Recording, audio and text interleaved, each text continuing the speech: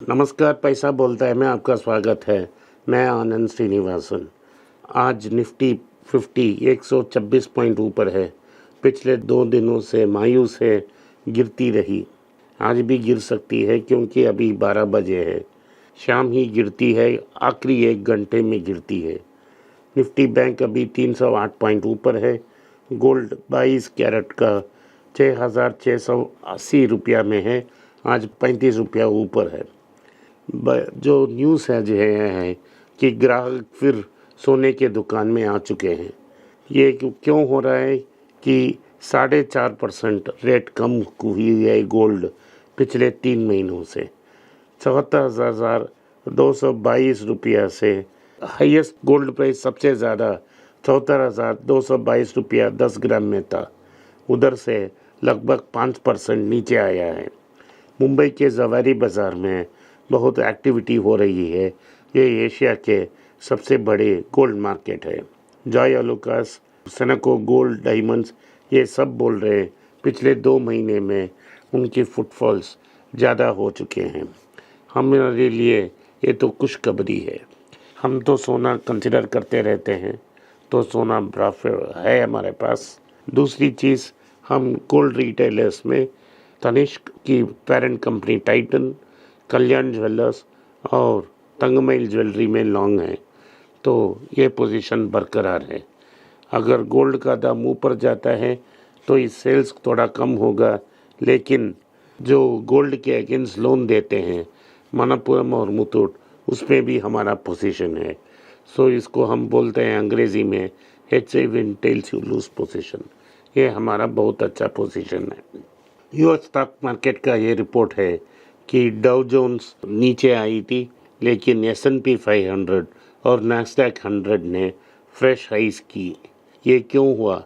कल मैंने आपको बताया था कि एप्पल में आर्टिफिशियल इंटीग्रेट करने का प्रपोजल है, तो इसको देखते हुए अगले दिन एप्पल में 7.3% की प्राइस में इजाफा हुआ।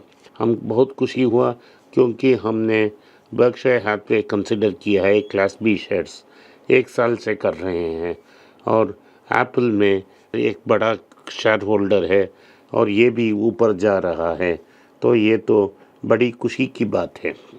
दूसरी चीज़ ये है कि आज GM मोटर्स भी 1.3% ऊपर गई क्योंकि उन्होंने $6 मिलियन की बाईबैक की है।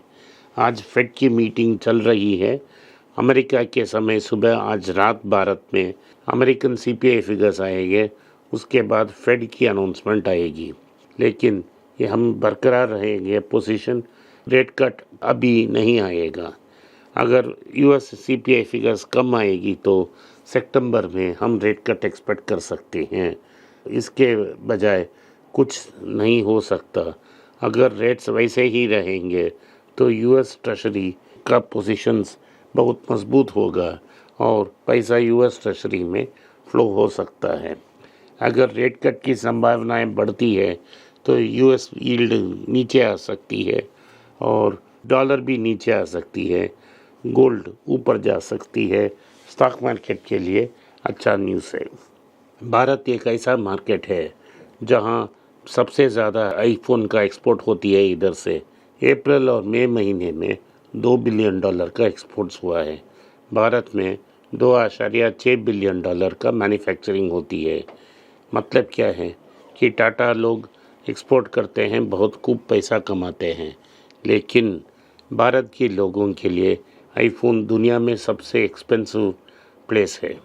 अगर मुझे समझते हो कि मैं सच नहीं बोल रहा हूँ, आप अमेज़ॉन US में जाके आईफोन का प्राइस देखिए, दुबई में प्राइस कंपेयर करिए और उसी मॉडल का इंडिया की प्राइस कंपेयर किए। हम ज़्यादा टैक्स पे कर रहे हैं, तो हमारा कंज्यूमर हायर टैक्स पे कर टाटास को और एप्पल को डिस्काउंट दे रहे हैं और वो discount rest of the world pass हो रहा है। तो गरीब Bharat, middle class Bharat subsidy दे रहा है अमीर लोगों को दुनिया की सब जगह में। यही सच्चाई है।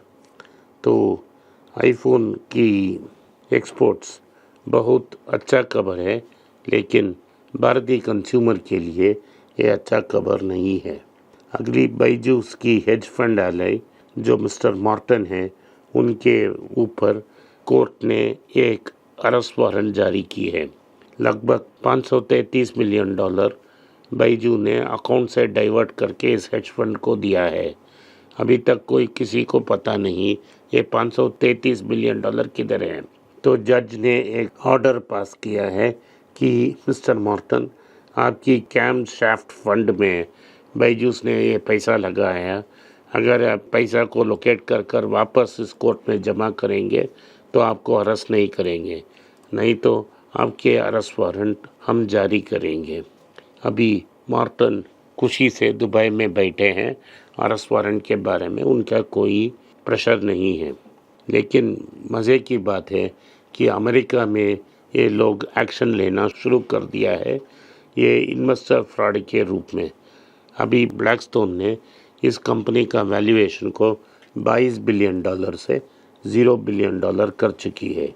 भारत में लोग चुप बैठे हैं, सरकार चुप बैठी है। लगभग 2000 करोड़ छोटे छोटे बिजनेसमैन को बैजूस ने कर्ज बाकी रखा है। लगभग हज़ारों लोगों को तनख्वाह की भी बाकी है।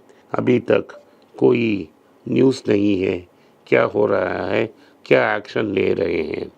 अभी भी सरकार बैजूस को एक ब्रिलियंट स्टार्टअप के रूप में मानती है, लेकिन अमेरिका में उनके पार्टनर को अरेस्ट करने की आदेश दे रही है। भारत में आईपीओ सीज़न वापस आ चुकी है। इस आईपीओ सीज़न को आप स्किप करें। इसमें एक ही अच्छा कंपनी है, आशीर्वाद माइक्रो फाइनेंस। इसे आप कंसिडर मत करो क्योंकि हमारे पास पेरेंट कंपनी ऑलरेडी है जो मनप्पुरम हमने सस्ते में खरीद कर रखा है।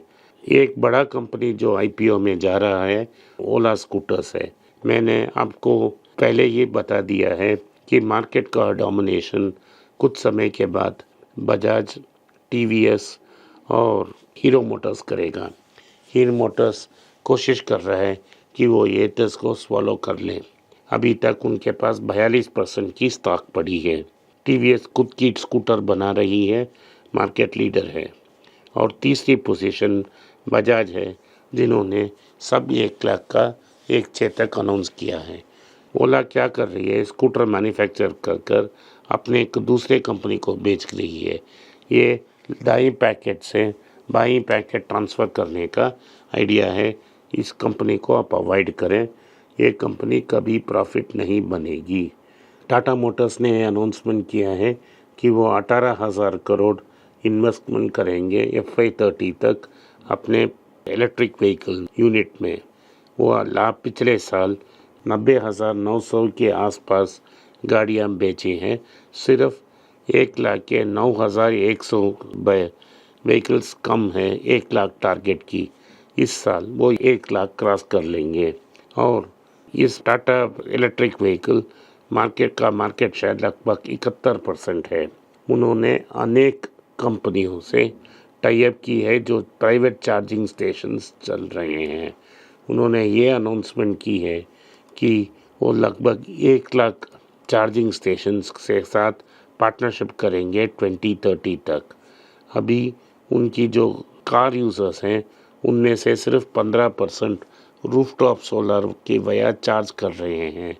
वो उनकी ये आशा है कि 2030 तक उनकी यूज़र्स में 50% रूफटॉप सोलर को यूज़ करके चार्ज करेंगे। ये टाटा मोटर्स का प्लान है। उन्होंने एक नया ब्रांड लगाया है अविनिया। ये अविनिया ये एक पर्टिकुलर कॉन्सेप्ट कार नहीं होगा, ये फैमिली ऑफ कार्स होगा। इस क्लैरिफिकेशन को हमको विवेक श्रीवास्तव ने दिया है, तो हमको देखकर करना पड़ेगा क्या ये एक सेपरेट ब्रांड होगा या एक सब ब्रांड होगा। इसका विश्लेषण बाद में ही करेंगे टाटास। लेकिन ये टाटा की 3rd जनरेशन की EV आर्किटेक्चर होगी। आज टाटा मोटर्स का दाम 1000 रुपया फिर से क्रॉस हो गया और टाटा मोटर DVR 670 रुपया में है। लगभग 560 या 570 जून 4 को मिला था। अगर आपने कंसिडर किया तो आप 110 से 120 रुपया की प्रॉफिट देख चुके हैं। तो पिछले हफ्ते डिविडेंड की रिकॉर्ड डेट भी थी, आपको डिविडेंड भी भरपूर मिला होगा। बंधन बैंक में घोष का अपॉइंटमेंट को रिजर्व बैंक ने रद्द कर दी। घोष अपनी पेरेंट कंपनी में जाएंगे और कुछ स्ट्रैटेजिक रोल लेंगे। एक्सटर्नल कंसल्टेंट सर्च कर रहे हैं कि कोई नया बाहर से सीईओ मिल जाए। ये न्यूज़ बंधन बिग बैंक के बारे में। आज सोना का दाम ऊपर गया। वैसे ही हमारा इन्वेस्टर्स का फीलिंग होगा, क्योंकि हमने अनेक बार आपको बोला है कि आप नाटको फार्मा कंसिडर करें। आज नाटको फार्मा का दाम 1190 रुपया तक पहुंच गया है। जिन्होंने कंसिडर किया उनको भरपूर लाभ मिला। आज के लिए इतना ही। आपने इस पॉडकास्ट को सुना, इसके लिए मैं आपका आभारी हूँ। हो सके तो इस वीडियो को लाइक कीजिए, चैनल को सब्सक्राइब कीजिए और बेल नोटिफिकेशन दबाएं। इस वीडियो को अपने दोस्त और रिश्तेदार के पास भेजें और उनको देखने की आग्रह करें। नमस्कार, धन्यवाद, जय हिंद।